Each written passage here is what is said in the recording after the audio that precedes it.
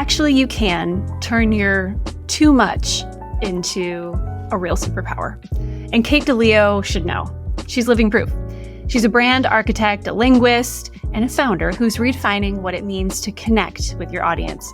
She's built a career creating brand messaging that isn't fluff, quite the opposite. It actually drives revenue. And through her trademark brand trifecta methodology, Kate helps build businesses that cut through the noise, get to the heart of what their customers need, and craft compelling, conversion-driven messaging. But her story is about so much more than building a thriving business. It's about embracing everything she was told was too much about her. I think you can relate. I know I can. She actually made it her secret weapon. If you've ever been told you're too much, this conversation will remind you that maybe that's exactly what the world needs. I'm Lindsay Chepkema, and this is Actually I Can. Hi, Kate. Hello, Lindsay. I'm so glad to have you here because you are amazing. And I feel like every time I talk to you, I learn something new about you that makes you even cooler. And you have been one of those, we all have that friend that we like barely know, but we know we've known each other our whole lives. And so far, like you've been one of those friends to me. We met and we're like, and you're mine. Like I'm my team. Would you like to tell everybody the kind of first interaction we had, first face-to-face meeting at Inbound 24 this year? Yes. So we had become fast friends through you're in Minnesota. I should say Minnesota. Minnesota. It was just as I was moving from Indianapolis to Boston. And you were just one of those fast friends to me. We hadn't met in real life before, which kept blowing both of our minds because we became close so fast. And we both been going through some stuff and just kind of supporting each other all along the way. And then we were like, when we see each other at Inbound, we are going to cause a scene. And what did we do, Kate? We spotted each other from across the floor. Yes. On the big, huge slow floor. Run. Yep, we did. We did a slow run. We literally did. We both did slow-mo. We had like the Chariots of Fire music cue, like dun dun dun dun dun. It was so good. And everybody around us was looking at us like, oh, there was definitely squealing. And there was some jumping. Hops. Yeah. I didn't care. I felt it was a great moment. I opposite of didn't care. I cared very much. Very on brand for us. I hope everyone looks at me. Yes. I was like, I know Kate DiLeo. Yeah. We just slow ran at each other and just hugged each other. So that's a glimpse inside our friendship. And we're right before we hit record, we were brewing up all sorts of fun plans for the next few weeks. But as for today, Kate, we're going to talk about some of your Actually I Can moments. And knowing you, I'm sure you have many of which you could share if you so choose. But like, I want to get into the times that people have dared to tell Kate DiLeo that you couldn't do something, because I can only imagine how that went. So, but before we do, let's talk about what you are doing. So what is it that you are doing right now, which we also were talking about, because it's very interesting. So give us a little bit of rundown about who you are and what you do. So I am a brand architect and writer. So what does that mean, Kate? Ooh. So really what I do is I work with CEOs, heads of sales, heads of marketing of fast-growing companies to help them build brand messaging that drives revenue. In other words, so lots of people say that they do that, but you're different because, well, not only are you Kate, but I am a linguist and a writer, and meaning what my job is to do is to actually get into a room with them and reverse engineer the positioning and go-to-market messaging based on who they are, who they're really going after, and the heart pains that they solve for those individuals, and help them build kind of the 1, 2, 3 punch of their messaging, which I call the brand trifecta. That's really my formulaic approach to messaging that's rooted in buyer psychology. It's been proven out over the last decade of my work. That's what I teach and speak on. And it's really built to help organizations cut fluff and move beyond complex storytelling that maybe doesn't hit the mark in that first 30 seconds to really get into the nuts and bolts of what do your prospects and customers need to hear in that first 30 seconds so that they have the self-selection, the opt-in moment, the conversion moment where they say, now I get it. Now I'm ready. Now let's get into the details. Tell me more about how it works, what's included, what are the features and benefits. Now I want that story-based content about where the organization came from, about the founder, so on and so forth. So really my job is to create order of operations of content by leading with a brand hierarchy that opens the gateway to compelling brand story-based content. Mm-hmm. So if you know both of us, which I mean now you do because you're watching and listening to this show, you do a lot of the work that tees up a lot of the work that I love to do. So you make it make sense before you can even start telling stories about it, which is, I think, an often overlooked step. And dare I say, a very critical missed step that can make everything else go off course. Because if you don't get everything that you do right, you don't get the value right, it can be a whole lot of words that just really don't get anyone anywhere. Yeah, you want to think about your brand hierarchy as almost like your table of contents, your chapters, your categories, your title, your subtitle of a book, right? My job is to create that backbone, that architecture upon which it makes logical sense. The summary on the back book of the cover, right? Think about it that way, so that when you're then in the middle of the stories, chapter by chapter, you're reading, you have context. You know where you're going. You have something to come back to.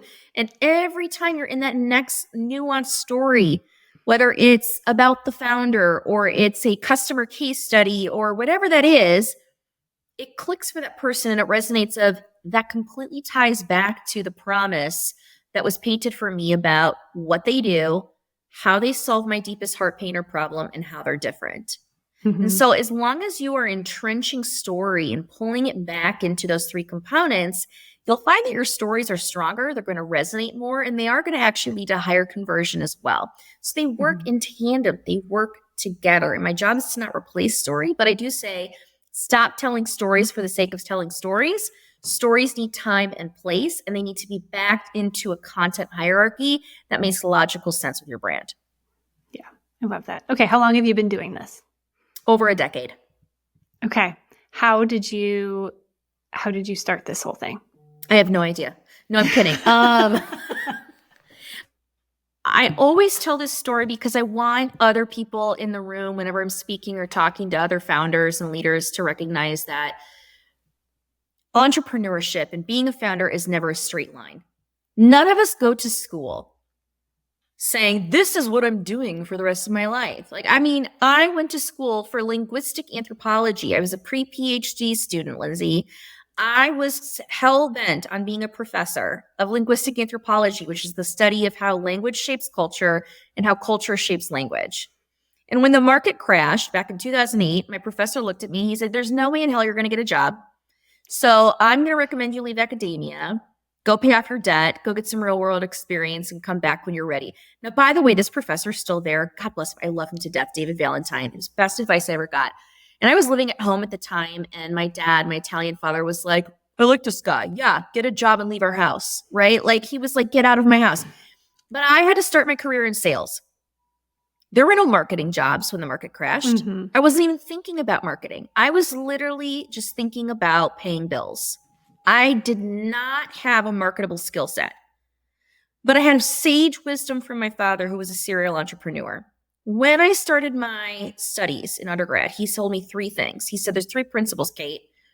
Number one, you live and die by your Rolodex. Number two, never burn a bridge. And number three, you better know how to sell something. And I remember poo-pooing him at the time, but that served me so well. And so fast forward, I took a sales job cold calling IT professionals to sell them $2,500 training classes over the phone. And it was in that job that I realized that the complex sales scripts and all the eloquent drip marketing campaigns were crap. And I had to figure it out quickly of what I was going to say to somebody to keep them on the phone for longer than 15 seconds. And that was the beginning of when I stumbled upon the power of creating a brand pitch that compelled somebody to want to opt into that conversation. Okay. All right. So there's a lot of figuring it out happening there. There's a lot of resourcefulness, which doesn't surprise me at all. But let's go back to some of the things that you were told. Okay. So market crashed. First of all, can we just talk about the fact that you really wanted to be a professor teaching like linguistics, and that's basically what you're doing now? Yeah, no, you, like, right? made your own it's so job. funny that like, yeah, it is funny that The my University passion is of Kate. teaching. Yeah. Oh God, no. Nobody paid money for that college. Okay, right? My daughter wouldn't pay for that. She'd be like, absolutely not. But I do find that funny how, if you're listening, like a lot of times we have these dreams in our hearts in our teens and our 20s, and we think, oh, pipe dream. It's really funny how those things, when we allow them to, do come back around, and they're layered and they come back into what we're doing in our careers if we allow them to. And that's a choice, because I could have gone down many other paths. Mm-hmm. There's this saying, one of my favorite quotes. My daughter asked me the other day, she said, Mommy, what's your favorite quote? And I said, have you ever seen the movie from the 90s, Little Women, the Little Women version from, I think it was like 1994. And who was it? Winona Ryder stars as Jo. Okay. Mm-hmm. So if you do anything for me, watch one scene in this movie, if you're a founder. So Jo plays the main character, and she's sitting around the fire, and she's meeting this German professor. And at the time, she had left home finally to discover herself, and she's living in this boarding house with her aunt. And there happened to be a group of college or law students that were also living in the boarding house. The professor invites her down one night to sit by the fire and listen to them talk about the women's right to vote. Timely discussion. Here we are with our current election season. So she's sitting there and she's listening. And finally, one of the men looks at her and they said, well, Jo, what do you think about it? And so she has this beautiful and eloquent response. And one of the men looks at her and he goes, Jo, you should have been a lawyer. And she looks at him and she says, I should have been a great many things, Mr. Mayor. And the reason that I love this quote is because for most of us as founders, we know that we could have had a lot of should-haves in our paths. Mm-hmm. But our choices along the way have brought us to where we are, and allowing the passions from our past to come full circle into what we're doing today is equally a choice if we allow it. Yeah. Dang, girl. Yes. Love that. Take a sip of espresso. 100%. I think back to, being a founder, again, if you let it, because I've been many different flavors of founder in a couple of different businesses that I've started, but if you let it, being a founder will bring up all of those things from, there's something special about that, like teens and 20s, that like idealistic, when you actually know yourself pretty well, but you don't know, you have not yet been trampled on by the world and all of the things they tell you not to do and that you should do and that you shouldn't do. And I think when you become a founder, if you let it, that's when some of those actually I can moments start to come, like they close the loop from like over sometimes decades. I mean, I am a drama queen. My favorite place is on stage. I love talking. And look at this, and it took a long time to come around because it's like, oh, well, you'll never make a career out of, and you definitely have to, and go get a degree in and make sure you get a job doing. And yeah, absolutely. There is a way to thread the needle. You got to go get some life experience, and you've got to go learn more about yourself and the world. But if you let it, you'll be able to close the loop. Absolutely. Okay. I think for most of my career in life, I've been told that I'm too big and I'm too much and I'm too bold and I'm too audacious and I'm too curvy and I'm too pragmatic and I'm too ostentatious and I'm too tenacious and I'm too. Now, by the way, I happen to be a type A Italian who lives in the state of Minnesota, which is also the state of passive aggressiveness, aka Canada Light. God bless them. I love it. However, so I don't belong here.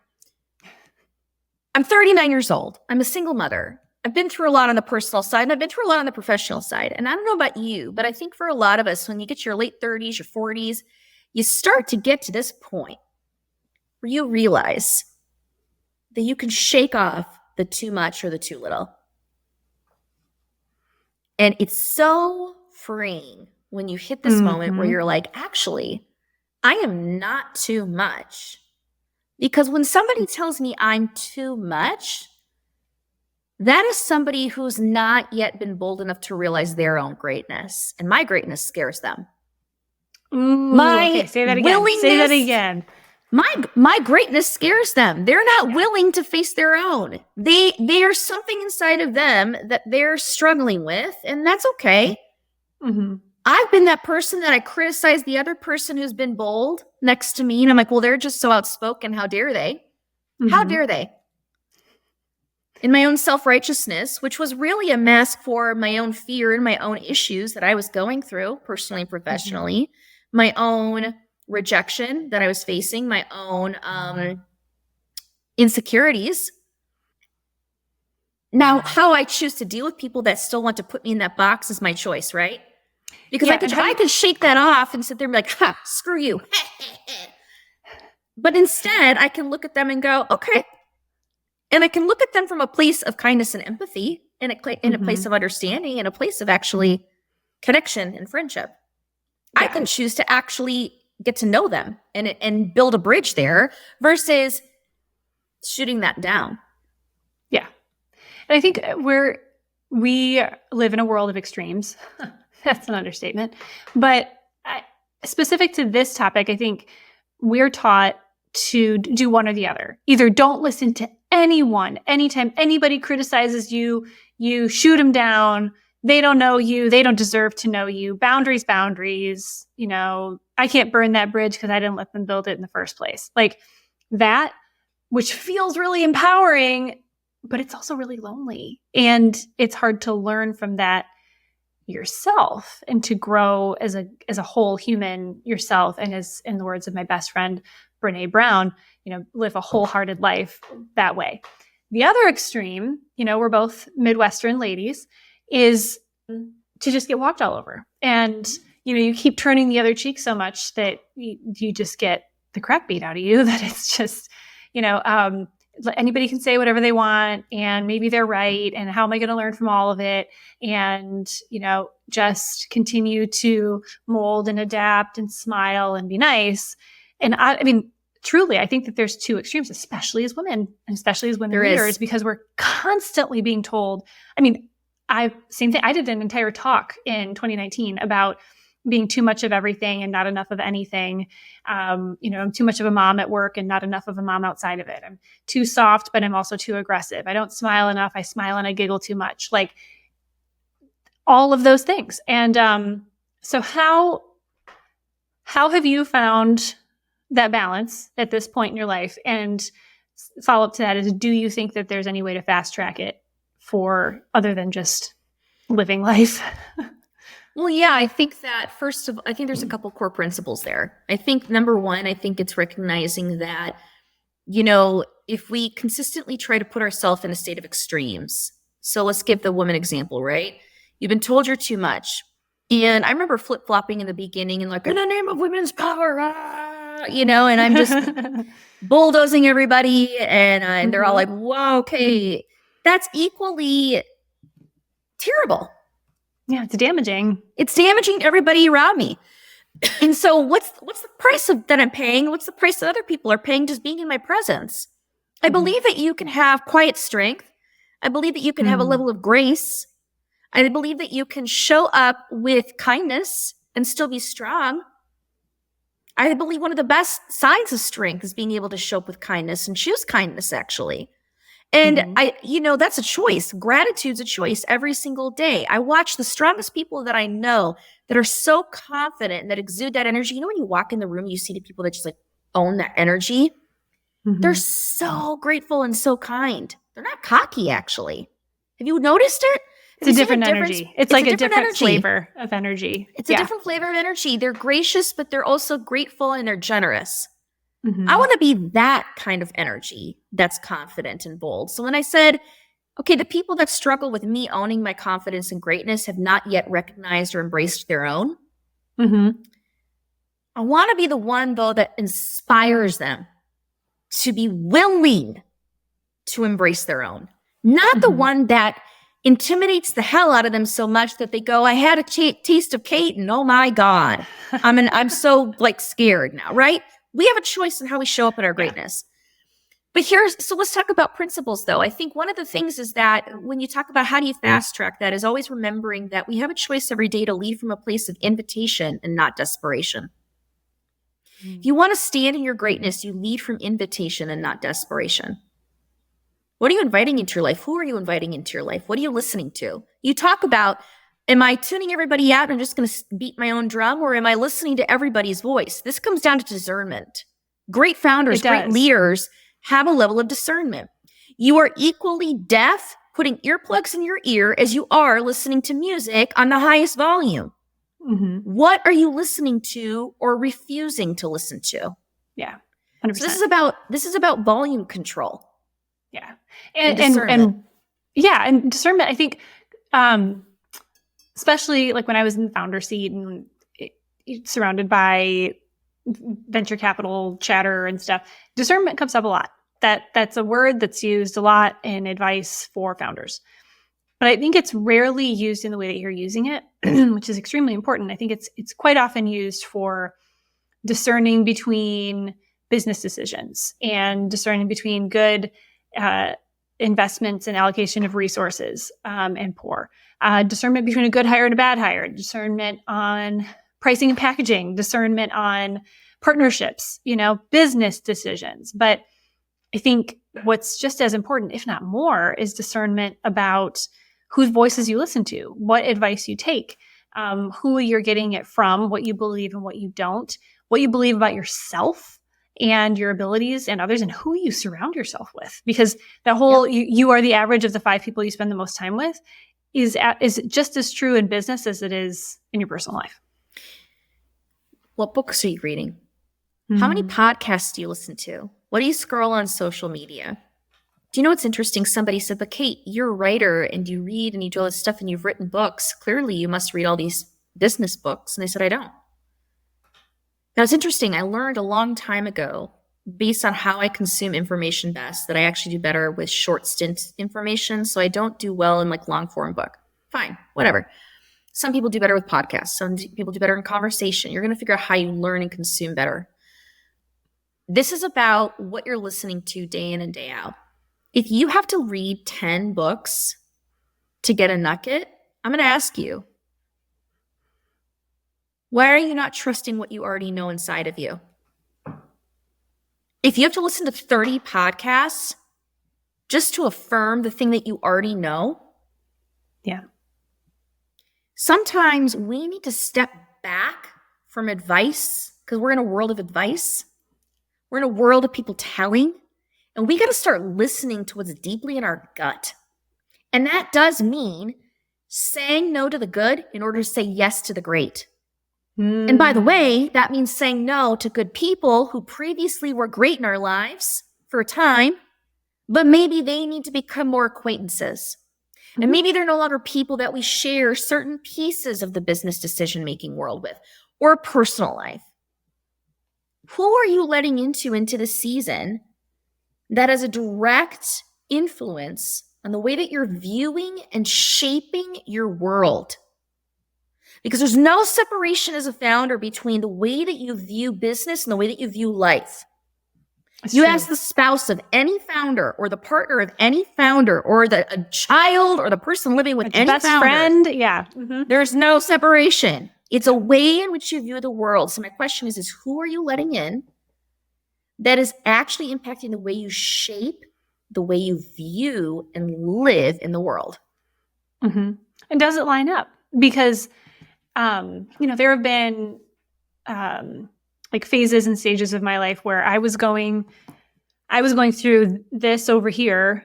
Like I was on this planet and all of the issues and challenges and opportunities on that planet as a founder. But then I was surrounding myself with people from this other planet, like that were dealing with challenges and issues and opportunities of their own planet. And that trying to understand what a founder is going through, if you haven't been there or worked alongside or worked very, very closely with, it's really, really difficult. And I think that's where a lot of the, oh my gosh, that's so hard, or what you really need to do, and I can't believe that you would, and I can't believe that they would, and how are you gonna, like all of that questioning. And when you're surrounded by it, it takes an already overwhelming situation and makes it almost unbearable because you feel like you're letting so many people in and almost none of them actually get it. And especially Yes. now there are ways, and with the world being as flat as it is, to get involved in groups of people who actually have been there, actually do get it, and actually can help.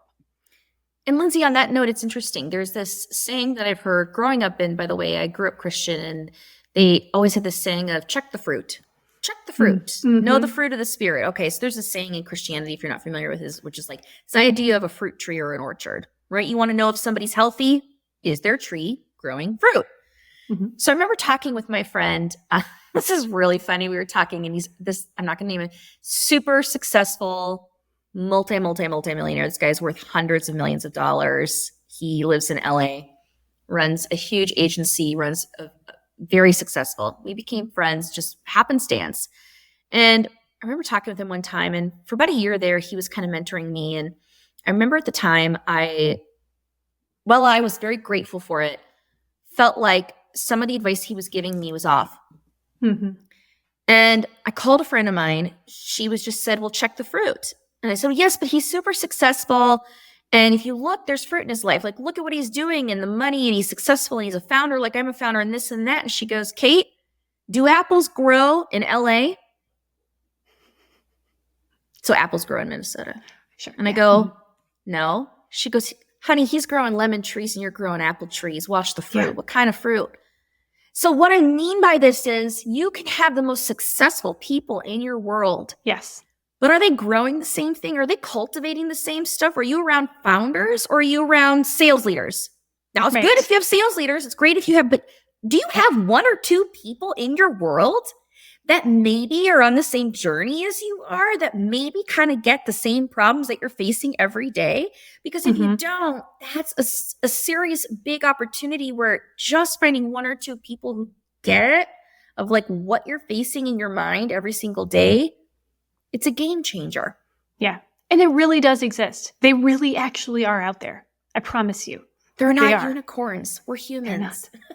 Even female founders, even underrepresented founders, running the same type of business in the same type of vertical with the same type of revenue or lack thereof as you, they literally do exist. Mm-hmm.